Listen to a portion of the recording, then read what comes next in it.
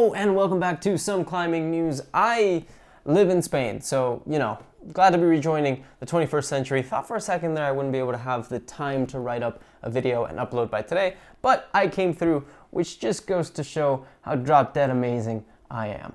You're welcome. Anyways, we've got a few familiar faces today. Noah Wheeler doing crazy stuff outdoors, kind of an old one, but Janja's finally let us know what World Cup she's looking at participating in this year. We've got the results from the Lead World Cup that happened over the weekend in Wujiang and more. So as always, sit back, relax, listen to me talk too much for a little bit, give a like, subscribe if you haven't, and are enjoying these climbing news dives, and yeah, let's do this thing.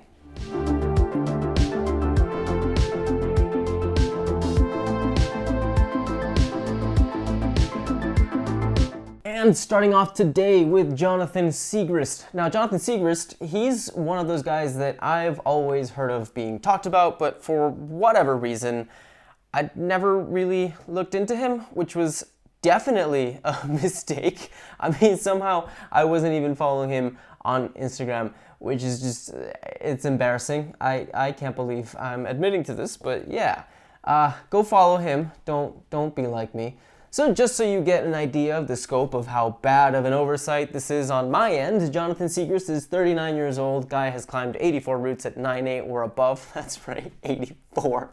52 of those being 9A, 25 9A pluses, and is now in the news for having sent his 7th 9B, according to his 8A.NU scorecard. Yeah, I fucked up.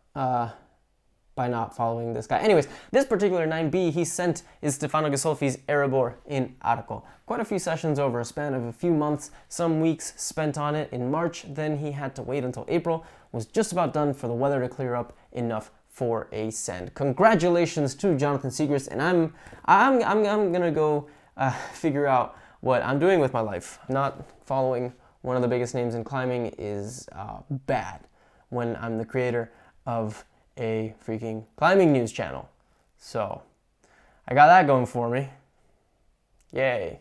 And then Noah Wheeler back in the news. Dude's turning into one of the United States' strongest climbers, if he already isn't way up there. Guy just got an FA of a new AP Plus V14 boulder, a pretty sweet looking roof climb called Crash Out in 11 Mile Canyon. It's a long-standing sit-start project to the V12/8A Plus temper tantrum. Apparently Noah flashed the stand as he's one to do, and then took another 30 minutes to suss out the sit, which he sent shortly after. If you haven't seen it, go to Instagram, links in the description below. It's one of those moves that, you know how sometimes when you watch the pros climb, there's a little voice in your head that kind of goes like, yeah, man, I could do that. This is not one of those times. The move looks stupid hard, and it's really, really cool.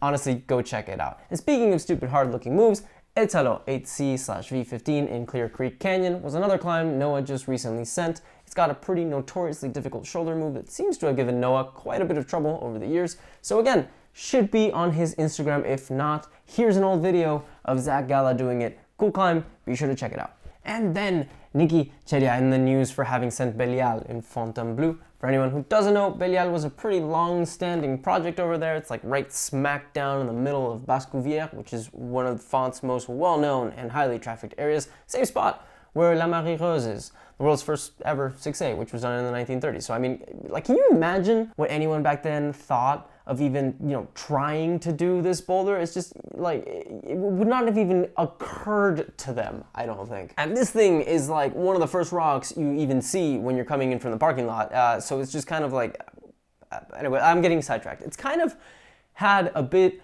of a grade controversy in that some people think it's harder, others think it's easier. Some people, like Jimmy Webb, used a pretty obvious dish off to the right that makes it easier. Others haven't and have just gone straight up, making it a bit of an eliminate. It's, who cares? It's a cool climb and should probably give like Vietnam flashbacks to anyone that's ever been shut down on slopers at a gym or outdoors before. I know, it's okay. I'm sorry I mentioned, look, they can't hurt you if you don't let them, okay? It's fine, just breathe. Just breathe, think about jugs, it's gonna be okay. Anyways, pretty cool video up on Nicky's channel if you'd like to check that out. It's a bunch of sloper compression problems in Font, so just kind of want to throw that out there as a little bit of a trigger warning for anyone that's been through it in Font or otherwise. It's yeah, I don't want to talk about it. Let's just move on. And then Owen Whaley in the news. If you don't know who he is, I mean, probably you're not American. I don't know. But honestly, you should. Guy is strong as all hell, and he's just sent Sosa V16/8C, which is a Zach Gala first ascent. Gonna put a link to that climb right here because it's pretty cool. Also going to link this episode of Miguel Climbs, where we see Owen Whaley and his young brother Kai, who's also super duper strong. He's done Sleepwalker and is only like 18, I think, climbing at a gym. It's a fun video, highly recommend if you like vloggy gym climbing stuff. As far as Owen, I don't really have much info for you about the send of Sosa just yet, only that this is his second 8C+/V16 ever, after having sent Grand Illusion in October of last year, and that, funnily enough, at least according to his 8A scorecard, it is his only thing harder than 8B+, so he just completely skipped 8C/V15. So, I don't know why he would do that, but fair enough. If you can, why not? And then speaking of vlogs, Daniel Woods is looking like he's going to be a little more consistent with his YouTubings. Guy just uploaded his second video ever, Trip to Joe's, where he just sends a ton of stuff. It's pretty cool to see one of the best in the world doing stuff that isn't quite limit, so definitely check it out if you have the time. He's doing a lot of voiceover explaining details about each of the climbs he's doing. Not something we usually see a ton of, so it's pretty cool stuff. And then I'm going to talk about Magnus Midtbo again, but this time just going to use him to announce a little something. Magnus just put out a video where he participates in a Touchstone climbing series, which is a comp at LA Boulders. He participated in October, and this is the same comp that the Touchstone route setters went on strike against on May 29th. Same gym and everything. Obviously, Magnus wasn't there because the one he went to took place months before the strike, but I'm encouraging you to go watch this video to give you an idea of the scope of that competition, its importance, why the strike actually got Touchstone's upper management to finally begin to listen to the union, and to announce that I will be releasing a long-form video about climbing gym unionization at some point during this week, so please be on the lookout for that. Help support gym employees and the communities that they foster. Moving on to a quick one before we get into the World Cups from this weekend. This one's an old one, but important nonetheless. Janja Garnbret announced on Instagram that she is officially going to be focusing on climbing on rock this season and will only be participating in 3 comps, those being the World Cups in Innsbruck, Austria on June 25th through the 29th, and Koper, or Koper, Koper, I'm not really sure how to pronounce it. Fuck, Slovenian, man, Slovenian names, I can't do it. In September, as well as the World Championship in Seoul that will be held at the end of that same month. It's actually going to be interesting to see how Janja will perform when she's not super focused on comps. I can't help but wonder if her performance will suffer or not. You never know. But I'd love to hear what your thoughts are on this. What do you think? Anyone got any predictions? I kind of feel like she'll still probably be number 1 out, but maybe the margin won't be as big as we're used to. Honestly, who knows? And then lots of stuff to talk about with the latest lead climbing World Cup, which wrapped up on Sunday in Wujiang, China. Let's start with the women, 8 of whom competed to see who could get the highest up the wall. When you say it like that, it sounds so stupid. Is that just me?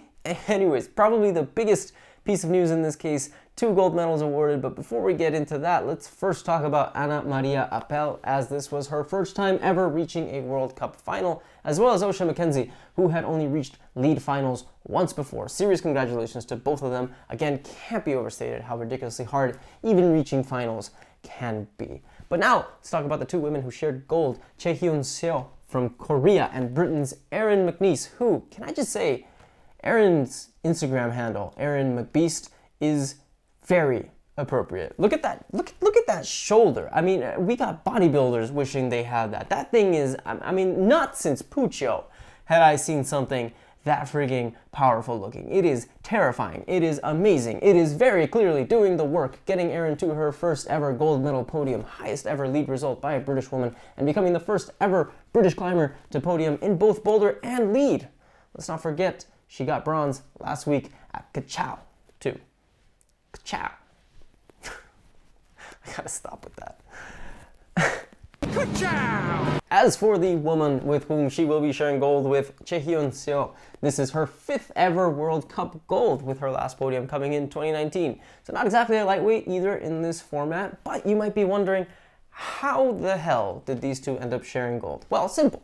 The way lead works, the person who gets to the highest point of the route is declared the winner, and in the event of that being a tie, the person who gets there fastest is the one that ends up victorious. Crazily enough, they both fell at the exact same spot at the exact same time. 4 minutes, 26 seconds. So, I mean, yeah, they share the gold. And in case you're wondering, this exact thing has happened a few times before. 7 times in total, counting this one. In 2005, I think, being the first one. I can't really remember. The last time this happened in the exact same city, Wujiang, back in 2018, when Janja Garnbret and Kim Jae both reached the same hold in the semifinal, which ended up being the final because the actual final was canceled due to weather. I'll link a cool little article detailing all the other times this has happened in the description below in case you want to check that out. And last but not least, it seems Aaron McNeice and Annie Sanders made some sort of deal here because they swapped podium positions from the Bouldering World Cup last week, with Annie Sanders, who won gold last time, now making podium again, going home with a bronze medal. But now let's move on to the men's final. A couple of surprising names missing from the list. Both Jesse Grouper and Olympic champion Toby Roberts failed to reach the final stage of the comp. Something's going on with Toby. I don't know what that could be. He's failed to reach finals in the first 2 World Cups of the season. It's weird, but maybe just a false start. He'll get back into form as we move further into the season. But anyways, my fellow countryman, Alberto Gines Lopez, just getting over an injury and making Spain very proud by taking home a bronze medal. And then the ultimate controversy of the night. On his first attempt, Neo Suzuki was judged to have received help from a belayer mistake when he kind of slipped during a down climbing portion of the route, and there was just not enough slack on the rope. Is it just me, or is having a portion of a route be a down climb kind of, I don't know, dumb? Seems like this is the sort of mistake that's just waiting to happen when you said something like that, right? But hey, it ultimately didn't really matter all that much, as the guy demonstrated incredible composure, incredible endurance, and incredible strength to go out for a second time and ultimately secure himself the silver medal. And then Sorato Anraku just completely dominated, winning gold with a top of the final route. This is his second gold of the season, having gotten first place last week in Cachao. So congratulations to Anraku for an incredibly impressive start to the year, and to everybody else who managed to podium. We have a big weekend of climbing ahead of us, with the Lead and Speed World Cups happening in Bali, as well as the IFSC European Cup happening in Brussels, so lots of stuff to look forward to. But of course, that was some climbing news. As always, thanks for taking the time out of your day to watch these little news segments. Throwing out a quick reminder that I will be publishing a long-form video about climbing gym unionization at some point this week, along with your update on Friday, as always. So please be on the lookout for that. And in the meantime, gonna ask one last time for you not to forget to like and subscribe if you're enjoying these little news dives into the climbing world. And yeah, go climb some stuff.